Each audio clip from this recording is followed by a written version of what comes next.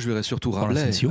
Oui, Rabelais, bien sûr. L'ombre portée du Gros Léon, Oui, c'est probablement c'est Gargantua. Ouais, ouais. Donc c'est un appétit, comme Shakespeare d'ailleurs, Oui. c'est un appétit colossal. Ce sont des ogres. Hein. Ce sont des ogres purement verbaux, Ouais. linguistiques, Ouais, j'allais même ouais, dire, ouais. c'est-à-dire grammaticaux. Ouais. C'est-à-dire qu'ils ne voient le monde que par le truchement du langage. Ce qui, moi, me paraît extraordinaire, comme vous me direz, il y a les yeux, il y a d'autres sens, bien évidemment, etc. Mais ces sens-là n'ont finalement que peu d'importance si ils ne sont pas métabolisés d'une certaine manière en phrases. Ouais, Tout ouais, est verbe.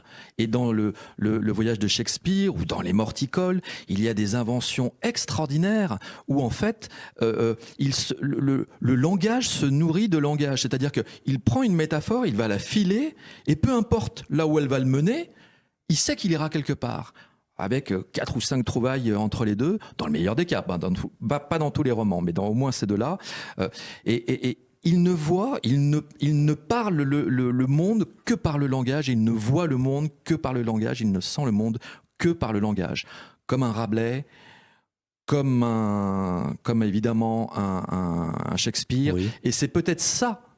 On cherchait un point de convergence pour savoir ce qu'il avait vu chez un Proust et un Céline. Oui, oui. C'est comparable. Ce sont de très grands auteurs, de très grands écrivains qui ne voient le monde que par le langage. Comme dirait l'autre, il faut que le monde aboutisse à une belle phrase et à un livre.